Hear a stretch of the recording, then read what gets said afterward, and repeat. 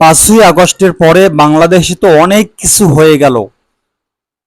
বড় বড় রাজনৈতিক দলের নেতারা, বড় বড় রাজনৈতিক দলের লিডাররা অনেকে অনেক কিছু বলেছেন, অনেকে অনেক প্রতিশ্রুতি দিয়েছেন এবং বাংলাদেশে 5ই আগস্টের পরবর্তী যে সময়গুলো আমরা আলহামদুলিল্লাহ মিডিয়ার মাধ্যমে স্বচক্ষে সবকিছু দেখছি এবং উপলব্ধি করতে পেরেছি।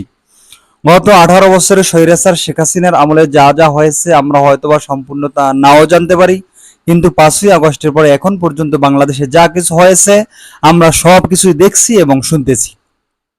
এখন কথা হলো যে 5ই আগস্টের পরে ডক্টর ইউনূস সরকার ক্ষমতা গ্রহণের পরবর্তী যে সবচাইতে বড় একটা আকর্ষণীয় আমাদের জানার এবং আকাঙ্ক্ষার বস্তু, সেটি হচ্ছে নির্বাচন।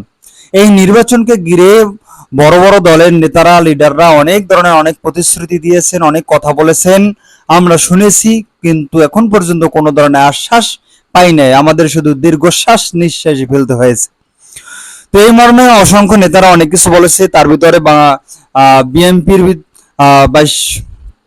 বিএনপির যে লিডার শীর্ষস্থানীয় তারেক রহমান, তিনি বলেছেন বাংলাদেশে যাতে চরমপন্থী ও মৌলবাদের অভয়ারণ্য হয়ে না উঠতে পারে। এটা ইসলামপন্থীদের খুবই গায়ে লাগার কথা এবং গায়ে লেগেছে, এটা নিয়ে বাংলাদেশে অনেক তোলপাড়। তারপরে আরো অনেকে অনেক কথা বলছে। বিএনপির কি মির্জা ফখরুল ইসলাম আলমগীর বলেছেন বিএনপি কিন্তু জামাত নয়, বিএনপি শরিয়া আইনের বিশ্বাস করে না, বিএনপি মৌলবাদে বিশ্বাস করে না। তারপরে জামাত ইসলামের নেতাকর্মীদের ভিতরে অনেকেই বলেছে, ডাক্তার শফিকুর রহমান বলেছে আমরা যদি ক্ষমতায় যেতে পারি তাহলে আমরা রাজকীয় কোনো সুযোগ সুবিধা ভোগ করবো না, বাড়ি গাড়ি এগুলো ভোগ করবো না। তারপরে আরো অনেকে অনেক প্রতিশ্রুতি দিয়েছে। তারপরে ডক্টর শফিকুল ইসলাম মাসুদ, ঢাকা মহানগর দক্ষিণের সেক্রেটারি, তিনি বলেছেন যে লেভেল প্লেইং ফিল্ড নিশ্চিত না হলে আমরা নির্বাচনে যাব না। এটা বলছি না, তবে লেভেল প্লেইং ফিল্ড নিশ্চিত না হলে নির্বাচনই হতে দেব না। অনেক বড় একটা কথা। এখন কথা অনেক জল্পনা, অনেক কল্পনা, অনেক কিছু অনেকে বলেছে। এখন ধরুন আপনি আমি কি করব, আপনি আমি মনে করুন আপনারা যে নির্বাচন হলো, কেন্দ্র দখল হলো, হ্যাঁ, সবাই ভোটাধিকার প্রয়োগ করতে পারলো না, প্রশাসন নীরব থাকলো, রেজাল্ট ঘোষণা হলো, অমুক দল ক্ষমতায় গেল, জনগণ আবার অপশাসন দেখলো। এখন আপনার কি ইচ্ছা? কবে নির্বাচন হবে, কিভাবে হবে সেটা পরের কথা, আপনি কোন দলকে সমর্থন করবেন সেটা হচ্ছে কথা। এখন বিএনপির কথাও আমরা জানি, বাংলাদেশের শীর্ষস্থানীয় বর্তমানে দুটি দল, বিএনপি আর জামাত ইসলাম। জামাত ইসলাম তাদের নেতাকর্মীরা যে কথাগুলো বলছে এবং জামাত ইসলামকে মোটামুটি ভরসা করা যায়।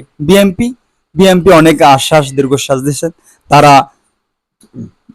শেখ হাসিনার আমলে তারা রাস্তা খাইছে, তারপরে রড খাইছে, তারপরে বাঁশ খাইছে, কালবোর্ড খাইছে, ব্রিজ খাইছে। বিএনপি ক্ষমতায় আসার আগেই তারা রড পাথর খাইলো এবং আরো অনেক পাথর দিয়ে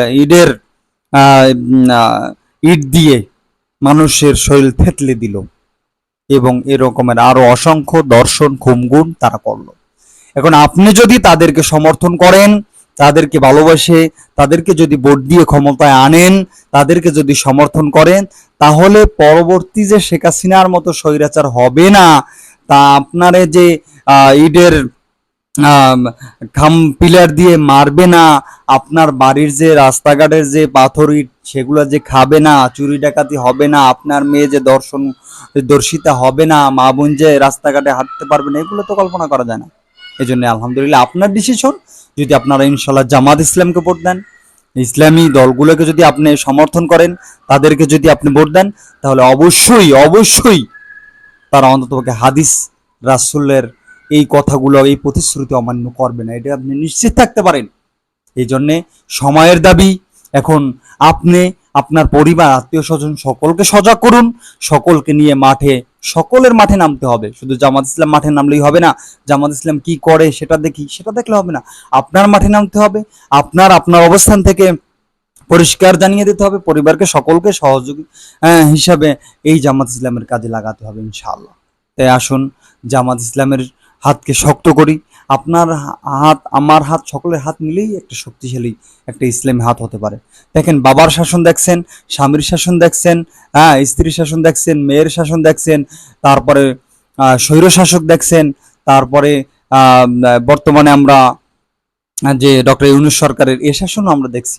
কিন্তু আমরা এই 54 বছরে আমরা কিন্তু ইসলামী শাসন দেখি নাই, একটা ফোঁটাও দেখি না। নিশ্চিত, আপনি নিশ্চিত থাকেন, যদি আপনি ইসলামের শাসন যদি একবার আপনি দেখেন বাংলাদেশে, আপনি মুগ্ধ হয়ে যাবেন, আপনি অবাক হয়ে যাবেন। আপনার মনে চাবে যে যুগ যুগ জনম জনম যদি এই শাসন থাকতো বাংলার জমিনে, বাংলার মানুষ কিন্তু নিশ্চিন্তে থাকতে পারত।